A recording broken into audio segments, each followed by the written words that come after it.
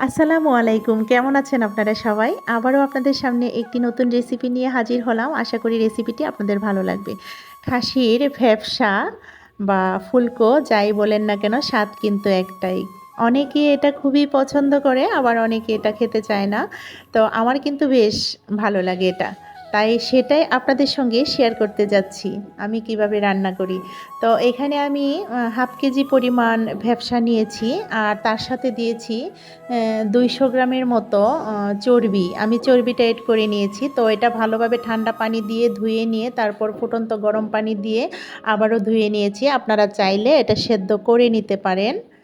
তো পানিটা ঝরিয়ে নিয়েছি, ধুয়ে টুয়ে তারপর পানিটা ঝরিয়ে নিয়ে রেখে দিয়েছি। তারপর একটি চুলাতে কড়াই বসিয়ে দিয়েছি। তো কড়াইটা গরম হয়ে আসলে আমি 3 টেবিল চামচ পরিমাণ সয়াবিন তেল দিয়েছি। তেলটা গরম হয়ে আসলে দিয়ে দিয়েছি এখানে আলু কিউব করে কাটা 300 গ্রাম।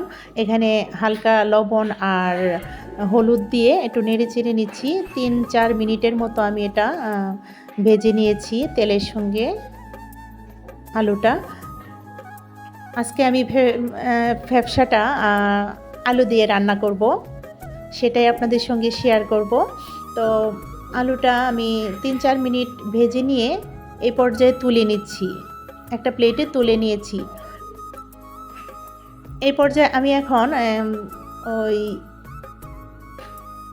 আলু ভাজা তেলটাতে হাফ কাপ পরিমাণ পেঁয়াজ কুচি দিয়ে দিয়েছি। তারপর আবার পেঁয়াজ কুচিটা ভালোভাবে নাড়াচাড়া করে নিচ্ছি।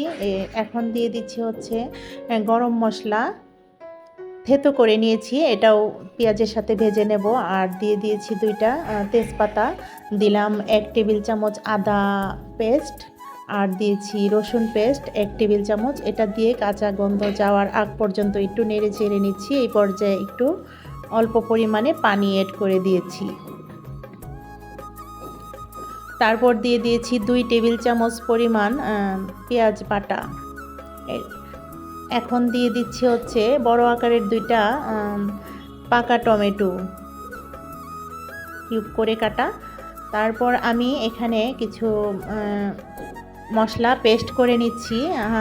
হাফ টেবিল চামচ পরিমাণ দিয়েছি হলুদ গুঁড়ো, 1 টেবিল চামচ পরিমাণ দিয়েছি ধনে গুঁড়ো, 1 টেবিল চামচ পরিমাণ জিরা গুঁড়ো, 1 টেবিল চামচ পরিমাণ মরিচ গুঁড়ো, ওইগুলো দিয়ে আর পরিমাণ মতো লবণ দিয়ে আমি একটা পেস্ট তৈরি করে নিয়ে সমস্ত মশলা আমি ঢেলে দিয়েছি। 1 টেবিল চামচ গরম মশলার গুঁড়ো দিয়েছি। কড়াইতে ঢেলে দিয়ে ভালোভাবে খুন্তির সাহায্যে কষিয়ে নিচ্ছি। 5-6 মিনিটের মতো কষিয়ে নেব। আমি এখানে মশলার বাটিটা ধুয়ে একটু পানি এড করে দিয়েছি। তারপরে এখানে 6 মিনিট কষিয়ে নিয়েছি, ঢেকে দিয়েছিলাম, আবারও ঢাকনা খুলে চলে এসেছি। তো ভালোভাবে মশলাটা কষিয়ে নিতে হবে যেন মশলার গা থেকে তেলটা ভেসে আসে।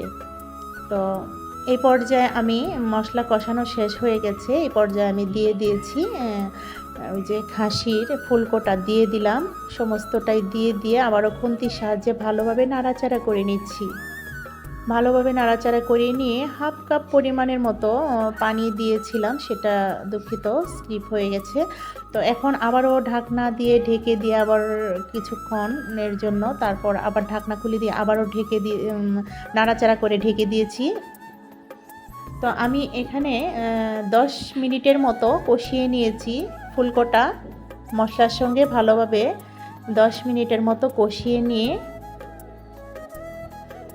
এখানে 3 কাপ পরিমাণ গরম পানি এড করে দিচ্ছি। তো আবারও খুন্তির সাহায্যে ভালোভাবে নাড়াচাড়া করে নিচ্ছি। এই পর্যায়ে আমি দিয়ে দেব হচ্ছে ওই যে আমার ভাজা আলুগুলো, সেইগুলো আমি ঢেলে দিচ্ছি। আলু এখানে 300 গ্রাম নিয়েছি, সেটা পুরোটাই দিয়ে দিয়েছি।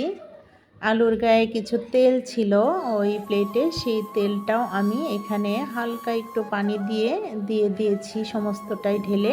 তারপর আবার নাড়াচাড়া করে ঢেকে দিচ্ছি।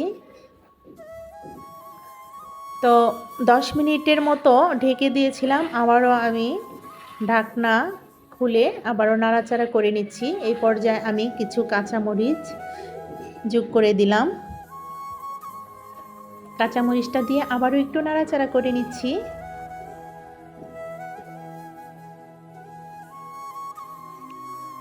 একটু নাড়াচাড়া করে দিয়ে আবারও আমি এখানে ঢেকে দিচ্ছি।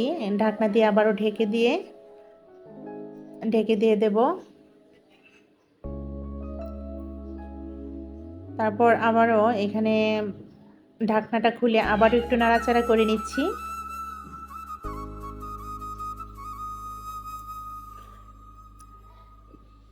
মোট আমার রান্নাটা করতে 25 মিনিট সময় লেগেছে। আমি কাঁচামরিচ দেওয়ার পর 5 মিনিট চুলার উপরে ছিল, তারপর চুলাটা বন্ধ করে দিয়ে 10 মিনিট দমে ছিল। আলহামদুলিল্লাহ রান্নাটা কমপ্লিট হয়ে গেছে। তো এখন সার্ভিং ডিশে ঢেলে পরিবেশনের পালা। তো অত্যন্ত সুস্বাদু হয়, এটা আপনারা একবার ট্রাই করে দেখবেন। যারা না খান খাওয়ার চেষ্টা করবেন, কোনো ক্ষতিকারক কিছু না, খুবই মজাদার এবং স্বাস্থ্যসম্মত একটি খাবার। তো ভিডিওটি যদি আপনাদের ভালো লাগে তাহলে প্লিজ লাইক, কমেন্ট, শেয়ার করবেন আর সাবস্ক্রাইব করে পাশে থাকা অল অপশনটিতে ক্লিক করে দেবেন যেন নোটিফিকেশন সবার আগে চলে যায় আপনার কাছে। আর যারা এই কাজটি করে নিয়েছেন তাদেরকে অসংখ্য ধন্যবাদ। আগামী ভিডিও দেখার আমন্ত্রণ জানিয়ে আজকের মতো ভিডিওটি আমি এখানেই শেষ করব। আপনারা সবাই ভালো থাকবেন, সুস্থ থাকবেন, আমাদের জন্য দোয়া করবেন, আমাদের পাশেই থাকবেন। আল্লাহ হাফেজ, আসসালামু আলাইকুম।